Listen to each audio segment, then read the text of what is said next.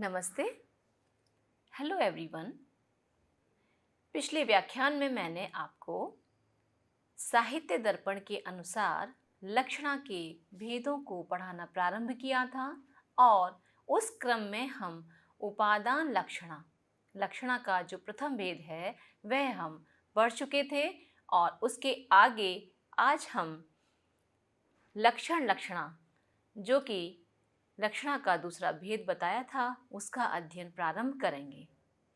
तो लक्षणा की परिभाषा देते हुए आचार्य विश्वनाथ कहते हैं, अर्पणम स्वस्य वाक्यार्थे परस्यान्वय सिद्धये उपलक्षण हेतुत्वादेशा लक्षणा। क्या कहा? अन्वय देखिए, वाक्यार्थे परस्य अन्वय सिद्धये यत्र स्वस्य अर्पणम उपलक्षण हेतुत्वाद एषा लक्षण। अर्थात वाक्यार्थ में मुख्यार्थ से भिन्न अर्थ के अन्वय की सिद्धि के लिए जहां शब्द अपने मुख्यार्थ का समर्पण कर देता है, अर्पणम स्वस्य, अपना स्वस्य माने स्वयं का अर्पण कर देता है, अर्थात मुख्य अर्थ को छोड़कर लक्ष्य अर्थ का उपलक्षण मात्र बन जाए, उस लक्षणा को लक्षणा कहते हैं। क्योंकि यह उपलक्षण का ही हेतु होती है। उपलक्षण हेतुत्वाद, ये क्या होती है? उपलक्षण का ही हेतु होती है। एषा लक्षणा, यह लक्षणा कहलाती है। इसमें मुख्यार्थ का वाक्य में अन्वय नहीं होता। तो उपादान लक्षणा में हमने बताया कि जो वाक्य का अर्थ है उसकी सिद्धि के लिए जो मुख्य अर्थ है वह दूसरे का भी अपने अंदर आक्षेप करा लेता है। इसके विपरीत लक्षणा में हम देखते हैं कि जो मुख्य अर्थ है उसका वाक्य में अन्वय नहीं होता। ठीक है, क्या होता है कि वाक्य के अर्थ में मुख्य अर्थ से भिन्न अर्थ आएगा। तो आप समझिए कि जहां भी वाक्य में मुख्य अर्थ समझ गए, वाच्य अर्थ यानी अभिधा से पता चलने वाला, अभिधा शक्ति से जो अर्थ पता चले, दैट इज कॉल्ड वाच्यार्थ, मुख्यार्थ। तो मुख्यार्थ से भिन्न अर्थ के अन्वय की सिद्धि के लिए जब शब्द अपने मुख्यार्थ का समर्पण कर दे, मुख्य अर्थ को छोड़कर लक्ष्य अर्थ में चला जाए और उस मुख्य अर्थ का वह क्या करे, अपने मुख्य अर्थ को छोड़कर लक्ष्य अर्थ का उपलक्षण हो जाए, तो उस लक्षण को हम लक्षणा कहते हैं। अब देखिए आगे इसके भी जो भेद होंगे वो भेद कैसे चलेंगे। लक्षणा के रूढ़ी प्रयोजनयोः लक्षणा यथा कलिंगः साहसिकः गंगायां घोषः इति च अनयोर ही पुरुष तटयोर वाक्यार्थे अन्वय सिद्धये कलिंग गंगा शब्दावात्मानम अर्पयतः। क्या बताया इन्होंने कि रूढ़ी प्रयोजनयोः लक्षणा, रूढ़ी में और प्रयोजन में जो लक्षणा है उसके उदाहरण क्या हो गए कि रूढ़ी की जो लक्षणा है उसमें हो गया कलिंगः साहसिकः, और जो प्रयोजन में लक्षणा है उसका उदाहरण हो गया गंगायाम घोषः। जब हमने लक्षणा का स्वरूप प्रतिपादित किया था तो उसमें सबसे पहले इन दोनों उदाहरणों पर ही सबसे ज़्यादा प्रकाश डाला गया था। तो लेकिन अब ये लक्षणा के साथ आ रहे हैं तो पुनः इन पर हम प्रकाश डालते हैं। देखिए, तो रूढ़ी लक्षणा, कलिंगः साहसिकः, प्रयोजन लक्षणा, गंगायाम घोषः, इन दोनों उदाहरणों में लक्षणा से आने वाले पुरुष क्रम है ना, पहले पुरुष का उदाहरण है बाद में, मतलब पहले कलिंग का उदाहरण है और फिर तट का उदाहरण है। तो पुरुष तथा तट रूप वाक्यार्थ के अन्वय की सिद्धि के लिए कलिंग तथा गंगा शब्द अपने देश विशेष तथा जल प्रवाहमय अर्थ को समर्पित कर देते हैं। क्योंकि जो वाक्य है उसका क्या अर्थ है? कलिंगः साहसिकः, कलिंग साहसी है। तो ये पहले भी बताया था कि कलिंग जो है वह देश का वाची है, तो देश विशेष को, ठीक है। और गंगायाम घोषः, गंगा कैसा है? जल प्रवाह रूप, है ना। तो इन दोनों अर्थ को समर्पित कर देते हैं। आत्मानं मुख्यार्थम अर्पयतः परित्यजतः, अर्थात ये दोनों पद, कौन कौन से दोनों पद? कलिंग और गंगा, दोनों पद की बात चल रही है ना। तो कलिंग और गंगा ये दोनों पद क्या करते हैं? अपने मुख्य अर्थ का त्याग कर देते हैं।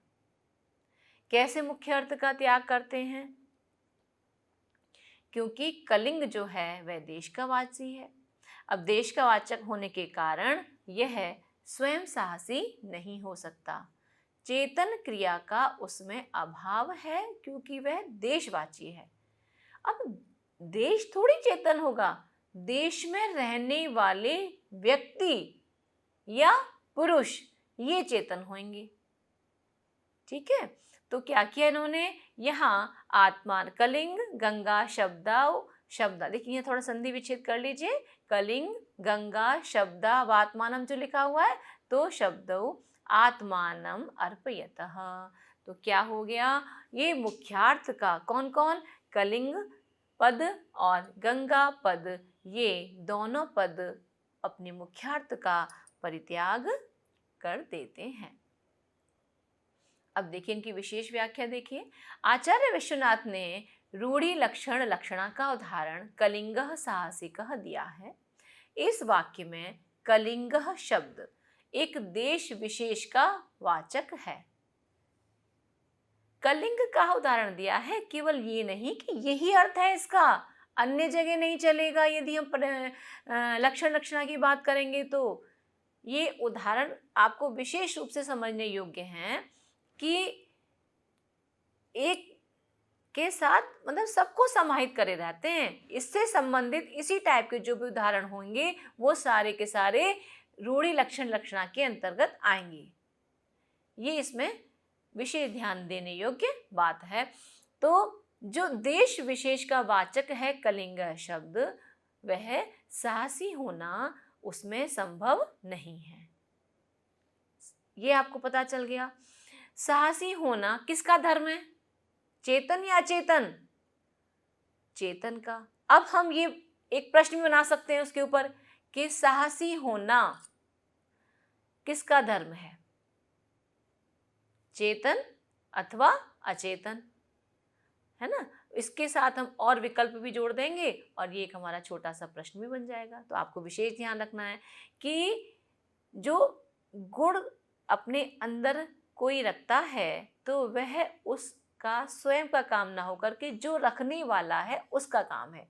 वो जैसे यहाँ पर चेतन है, तो जो चेतन व्यक्ति होगा वही ही साहसी हो सकता है। कोई देश या गांव या शहर साहसी नहीं हो सकता। तो मुख्य अर्थ का बाद होने पर लक्षणा से यह बोध होता है कि कलिंग देश के निवासी साहसी हैं। यहाँ पर कलिंग देश के निवासी साहसी हैं, इस अर्थ को प्रतीत कराने के लिए मुख्य अर्थ कलिंग शब्द ने अपना देश विशेष रूप अर्थ पूरी तरह से समर्पित कर दिया है। और यहाँ जो कारण है वह क्या है? रूढ़ि है। तो हम क्या पढ़ रहे हैं? लक्षण लक्षणा। कौन सी लक्षण लक्षणा? लक्षणा के जो भेद हैं, ठीक है। तो हम लक्षणा के स्वरूप को जब देखेंगे तो मुख्यार्थ बाद होना चाहिए, मुख्यार्थ से युक्त होना चाहिए, रूढ़ि अथवा प्रयोजन होना चाहिए। तो आप देखिए यहाँ पर मुख्यार्थ का बाद हो रहा है, स्पष्टतः दिखाई दे रहा है कि कलिंग साहसिकः जब बोला गया तो कलिंग साहसी नहीं हो सकता, एक बात। दूसरी बात, मुख्यार्थ युक्त, मुख्यार्थ से युक्त भी होना चाहिए कि मुख्यार्थ से युक्त है। हाँ भाई, जो जिनकी लक्ष्य अर्थ जो निकला इस वाक्य से वो क्या निकला कि कलिंग देश के लोग साहसी हैं। तो जो व्यक्ति वहां के जुड़े हुए थे कलिंग देश के, तो क्या हो गया, तदयुक्तो भी हो गया। अब रूढ़ी भी हो गया। रूढ़ी क्यों हो गया कि अधिकतर ऐसा कह दिया जाता है। यह बात बड़ी प्रसिद्ध है कि जहां की जो चीज प्रसिद्ध होती है वह कह दी जाती है। ठीक है, तो अब हमने क्या देखना है, कैसे हमें अपनी बात पूरी करनी है कि हमने लक्षणा देख ली। अब क्या देखना है, लक्षण लक्षणा भी देखनी है हमें कि क्या इसमें लक्षण लक्षणा का जो उन्होंने परिभाषा दी है वो घटित हो रही है कि नहीं हो रही है। घटित हो रही है। कैसे घटित हो रही है, देखिए कि उसमें कहा गया अर्पणम स्वस्य, जो अपने अर्थ का क्या कर दे, अर्पण कर दे। परस्यान्वय सिद्धये, काहे के लिए कर दे, दूसरे के अर्थ की सिद्धि के लिए। तो यहाँ पे कलिंगः साहसिकः, तो साहसी जो पद है उसके सिद्धि के लिए कलिंग ने कलिंग में रहने वाले पुरुषों को अपने आप को क्या कर दिया, अर्पण कर दिया। ये है इसमें असली बात पढ़ने की, है ना। तो लक्षण लक्षणा का हो गया। क्या लक्षण इसमें घटित हो रहा है कि अर्पणम स्वस्य परस्य अन्वय सिद्धये, दूसरे अन्वय सिद्धि के लिए जब वह अपना अर्थ है वह समर्पित कर दे, है ना। और क्या हो, उपलक्षण हेतुत्वाद ऐसा लक्षण लक्षणा, और क्या हो, उपलक्षण हो। तो यहाँ पे कलिंगः साहसिकः, इसका जब अर्थ निकल रहा है कि कलिंग देश के लोग साहसी हैं, तो कलिंग देश के जो निवासी हैं उनमें उनकी सिद्धि के लिए देश विशेष रूप कलिंग शब्द ने अपना पूरा तरह उसी पर समर्पित कर दिया, और यहाँ पे हेतु रूढ़ी है। इस तरह से हमने इस समय रूढ़ी की बात भी देख ली, मुख्यार्थ बाध की बात भी देख ली, और मुख्यार्थ से युक्त की बात भी देख ली, और जो लक्षण लक्षणा का उन्होंने परिभाषा बताई वो इस उदाहरण में हमने पूरा घटित कर दिया है। अब देखिए प्रयोजनवती लक्षण लक्षणा, तो मुख्यार्थ बाधे तदयुक्तो यया अन्यो अर्थ प्रतीयते, ये तो विशेष रूप से ध्यान रखना ही है। तो प्रयोजनवती लक्षण लक्षणा का उदाहरण विश्वनाथ ने दिया है गंगायाम घोषः। अब देखिए इस उदाहरण में गंगा शब्द का मुख्य अर्थ क्या है, जल प्रवाह। तो जल प्रवाह में घोष का आधार संभव नहीं है, इसीलिए सामीप्यादि तट संबंध से तत्संबंध तट की प्रतीति लक्षणा से होती है। अब क्या किया हमने, पहले हम पूरा पढ़ लेते हैं। हाँ, तो यहाँ भी लक्षणा से आने वाले तट रूप अर्थ की प्रतीति के लिए गंगा शब्द ने अपना मुख्यार्थ जल प्रवाह रूप पूरी तरह से समर्पित कर दिया है।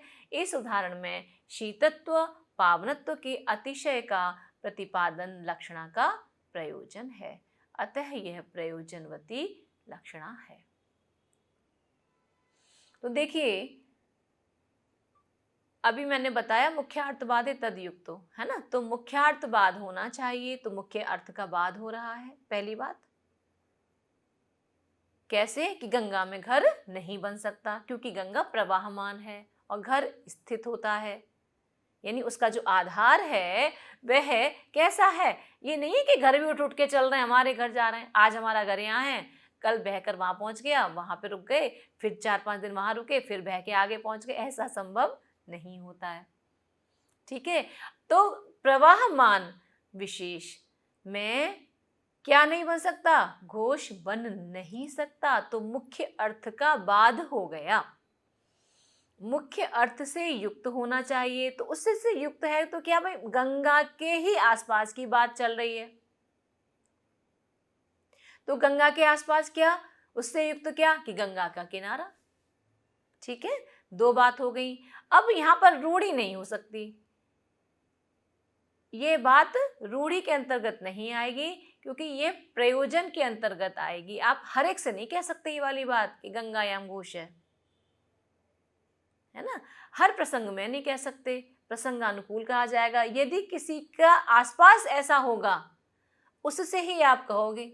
अब किसी का घर रेगिस्तान में है, मान के चलिए जैसलमेर में किसी का घर है, तो आप कह देंगे गंगायाम घोष है। अरे भाई तुम्हारा घर तो गंगायाम घोष है, गंगा के पास है, गंगा के किनारे है, दूर दूर तक वहां गंगा का नाम नहीं है, मीलों तक पानी नहीं मिलता। 2-2 दिन के लिए टैंकर्स आते हैं 2-2 दिन बाद, और उन 2 दिन का पानी थोड़ा थोड़ा सा पानी दे के जाते हैं। और उस संदर्भ में हम यदि कह दें कि गंगायाम घोष, तो वह अनुपयुक्त होगा, अननुकूल होगा, गलत होगा। ठीक है, बात समझने की कोशिश कीजिए कि यहां पर क्या हुआ, मुख्य अर्थ से युक्त हुआ, यानी उसके किनारे, किनारा जो अर्थ है वह उसमें आ रहा है। ठीक है, अब क्या हुआ, प्रयोजन हो गया। कि प्रयोजन क्या है कि भाई शीतत्व और पावनत्व का अतिशय बताना भी यहाँ पर प्रयोजन है। ठीक है, अब लक्षण लक्षणा कैसे हो गई ये भी देखना है।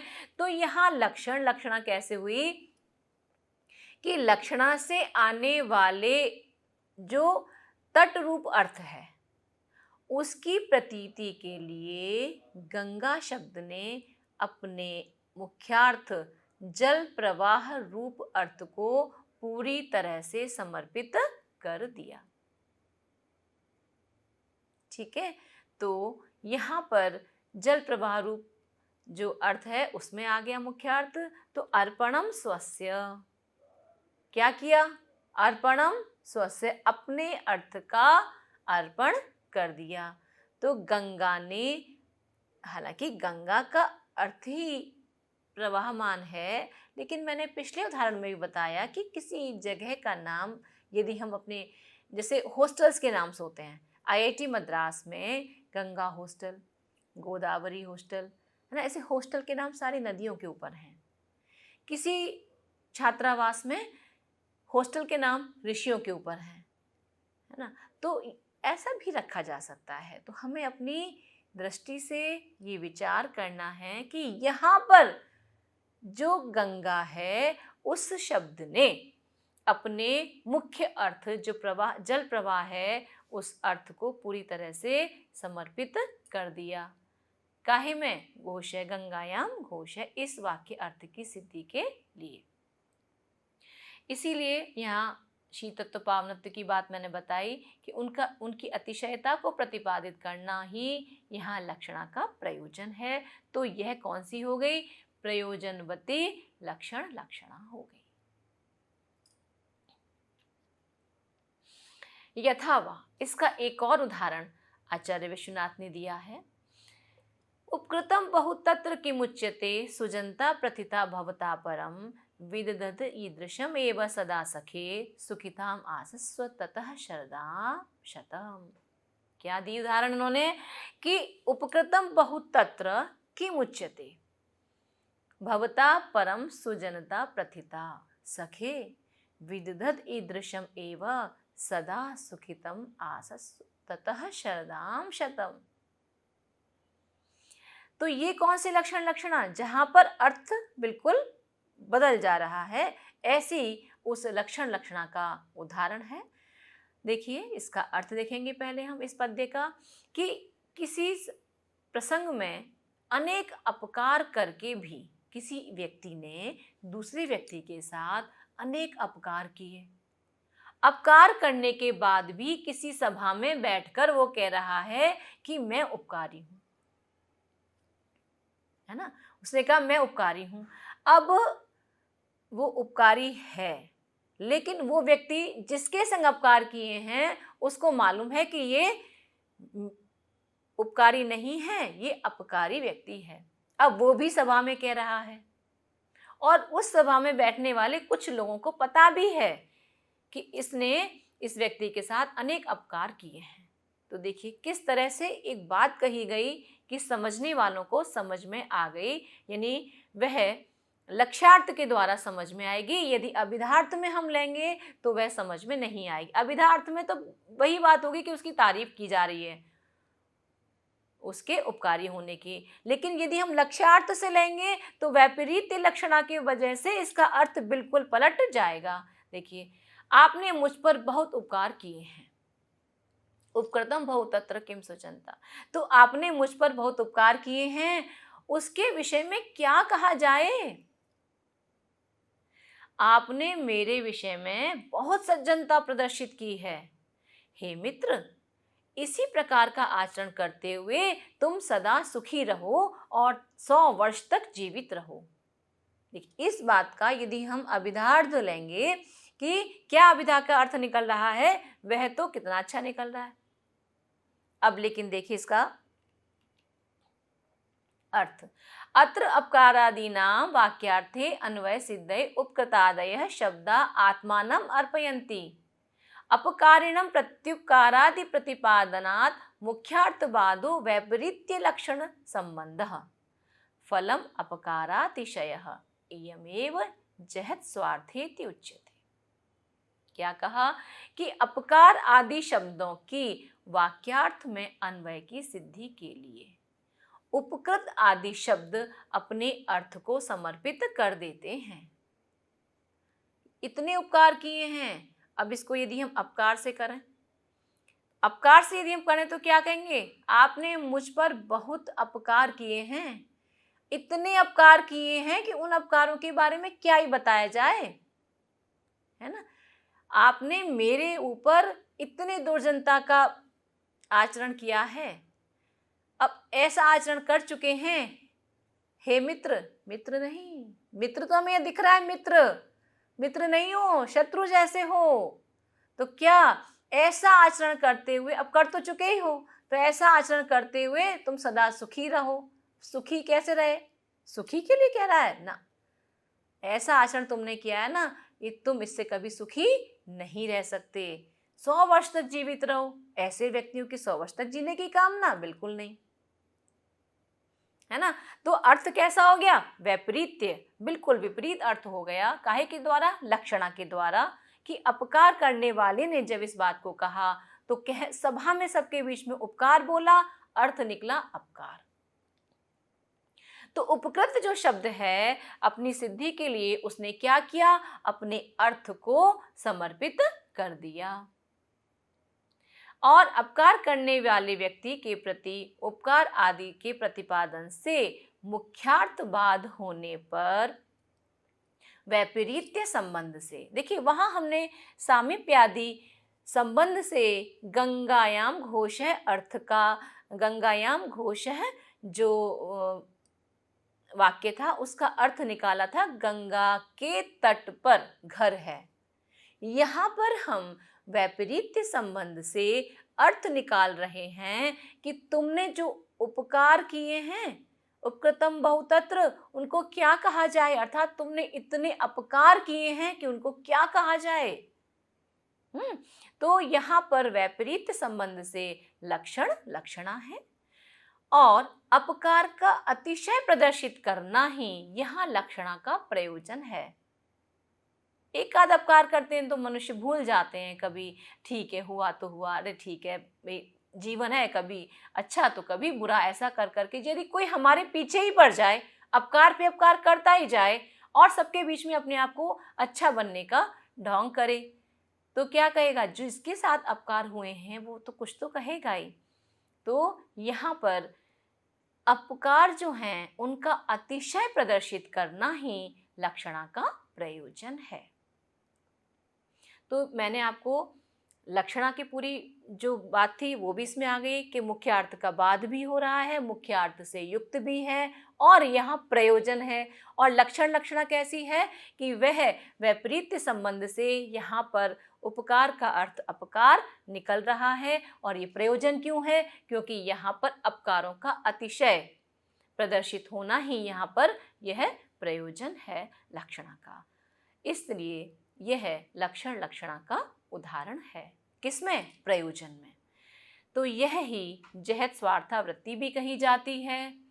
इससे पहले मैंने बताया कि उपादान लक्षणा को अजहत स्वार्था कहते हैं और लक्षण लक्षणा को हम जहत स्वार्थावृत्ति कहते हैं।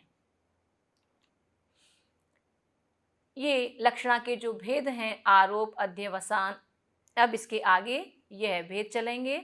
और अभी तक जो हमने आज के लेक्चर में पढ़े हैं, रूढ़ि उपादान लक्षणा यानी लक्षणा के 4 भेद हम पढ़ चुके अभी तक। रूढ़ि उपादान लक्षणा, प्रयोजन उपादान लक्षणा, रूढ़ि लक्षण लक्षणा, प्रयोजन लक्षण लक्षणा। अब इसके आगे हम ये जो आई थी कारिका, ये जो स्लाइड आई है, आरोप अध्यवसानाभ्याम प्रत्येकम तापि द्विधा, यह हम अगले व्याख्यान में पढ़ेंगे। और लक्षणा के 4 भेदों तक आज हमारा कार्य पूरा हुआ। मैं आप सभी से उम्मीद करती हूँ कि लक्षणा के भेदों को आप साथ साथ लिखते जाएं, साथ साथ समझते जाएं। मैं भी अपनी तरफ से कोशिश कर रही हूँ पूरा समझाने की आपको, और आप भी पूरी कोशिश कीजिए समझने की और उसको लिख करके याद करने की। धन्यवाद।